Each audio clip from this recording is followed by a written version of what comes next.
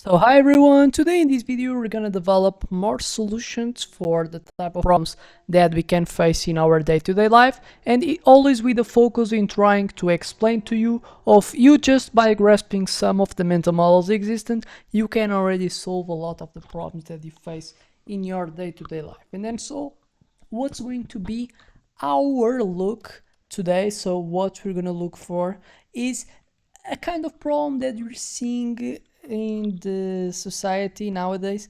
There is a bit of the degeneration of some cognitive skills in terms if you were able to make a rank people. So in terms of the skills, some of the cognitive skills they have seen getting worse in comparison of the last generation with that new generation, and thinking that as much as go on, so over generations you want them to get evolved in comparison with the past ones.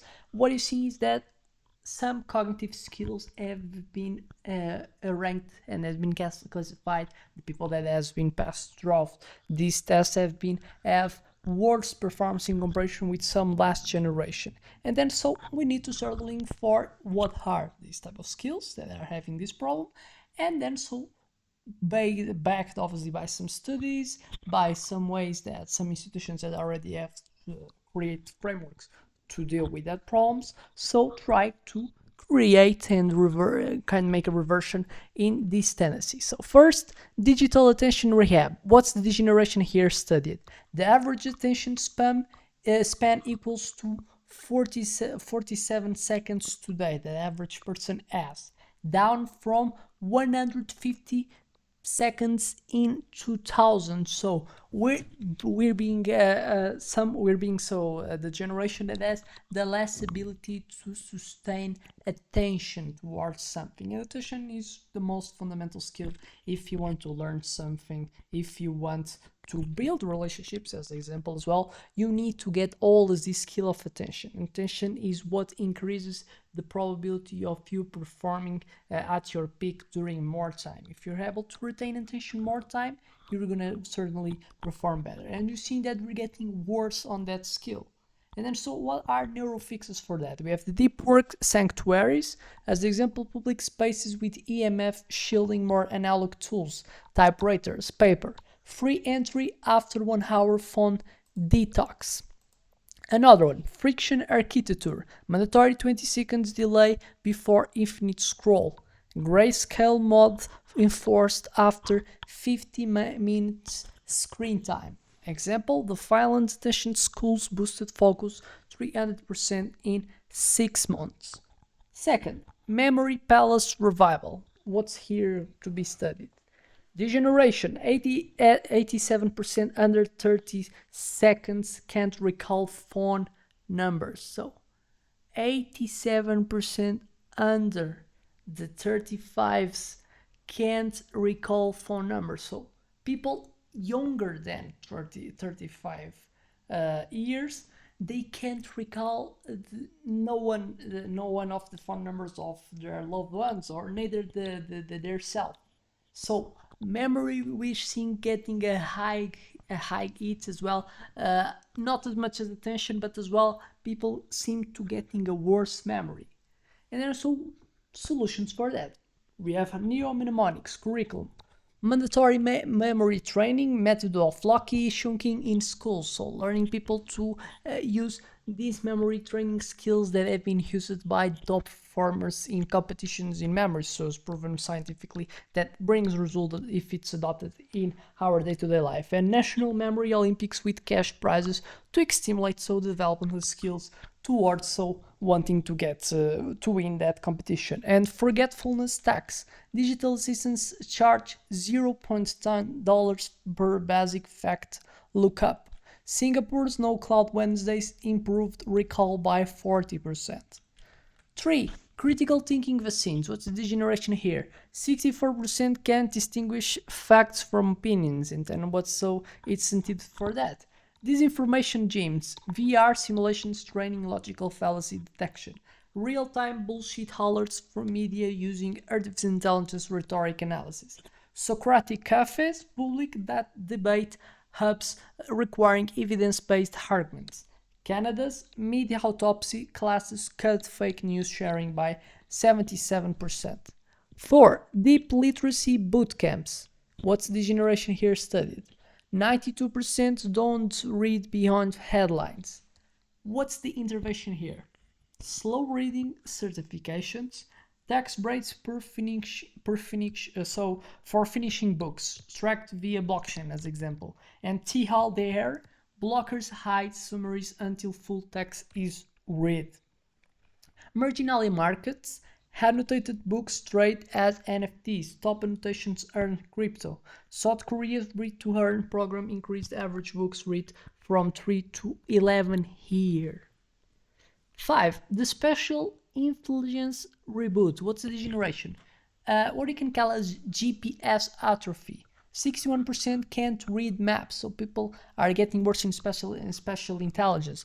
People, and this comes as well a lot with memory. People now, just because they don't have the needs to record places, they don't have the need. So because we have tools that is a technology that is helpful to save time for us. We don't need to spend a lot of resources in trying to retain that information that we get, because we have a lot of skills that do these works for us, but it obviously comes as a trade-off that we also not have the stimulation to develop the skills, so you're going to be worse and you can reach till a point that you start becoming a bit dysfunctional. So what are fixes for that? We have the analog navigation drills, monthly no GPS days with compass map challenges, city wayfinding games with hidden rewards, neuroplasticity landmarks, buildings designed as 3D memory puzzles, recall floor plans for discounts. For example, Tokyo's Lost and Found game improved special IQ by 28%, coming from data that they have been so gathered coming from this type of actions. Another one, metacognitive dojo. What's the generation here studied? Constant outsourcing, no self-reflection. So we, by constantly outsourcing things to kind of we don't suffer with our type of problems. It comes at cost that we start don't having the skill to self-reflection and trying to do by our own. So the inability to make self-reflection, understand so why we're failing, and then so we trying to solve by their own, and then so training for that. Daily cognitive autopsies, journal prompts, why do I believe this, what might change my mind. So starting to apply more self-reflection to understand us, the metacognitive, thinking about how we think, and not just thinking about things, is thinking about how we think. It's what you can call as a metacognitive skill that we can have, and humans they're becoming to don't do this because they're also distracted, they're also stressed, that they don't think about this more level of abstraction. And then so we need to start looking for develop the skill, because it's good self-reflection, it's good for human psychology, it's good so for mental health. And bees hunting license, earn budgets for identifying cognitive distortions in media self. Bhutan's wisdom hour mandate reduced knee-jerk reactions by 63%. Another one, failure literacy movement. What's the generation? Perfectionism makes and creates paralysis, and we're seeing that we're starting becoming a world in which it's a world that's becoming even more competitive, and then some people always focus a lot in perfectionism, trying to be perfection. But the reality is that with perfectionism comes as well another thing, that sometimes we're so perfectionist that you neither do something because you always think that you're going to spend your time in doing something that is not going to aggregate, and so you never find the perfect opportunity, and then so it leads to a bit of paralysis. And then so obviously paralysis is not efficient, you're spending resources in thinking, and you never go to the practice. But then so what's the cure? Mistake museums, public displays of famous failures more their lessons, best screw up competitions with venture funding. Neuro risk gambling, dopamine rewards for attempting hard tasks regardless of outcome. Example, SpaceX epic fail bonuses increased innovation attempts 50, so it increased these initiatives by 5 times. So see, making kind of increasing the opportunity cost of taking action, because you do know that even if it's something that's not going to be exceptional, it's going to be something that still can bring some rewards. So basically, it's basic human psychology. That's all.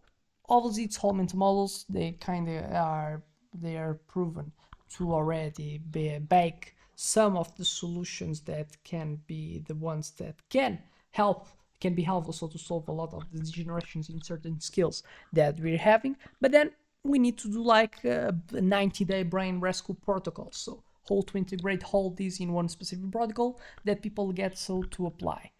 Digital Minimalism Month, delete all apps, reintroduce only essentials via cognitive audits. Analog Immersion Week, paper maps, mechanical watches, library research only.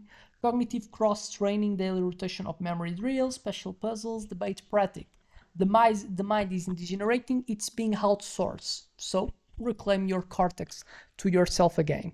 Cognitive vital signs is important. Skill, deep focus, as example, the minimum daily dose, 90 minutes in uninterrupted work.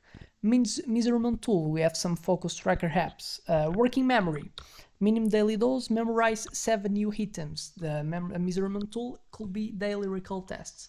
And another skill, the cognitive flexibility, minimum daily dose is like learn one counter argument for the arguments that you can have. It is helpful so to have empathy, to understand other sides, to think about how the other ones have reacted to a counter argument towards towards the one that you defend. And then so a measurement tool could be you looking for debate journals that can provide this to you. So with that, I expect that you liked the channel. I expect it was enough so to subscribe, and I hope to see you in a next one.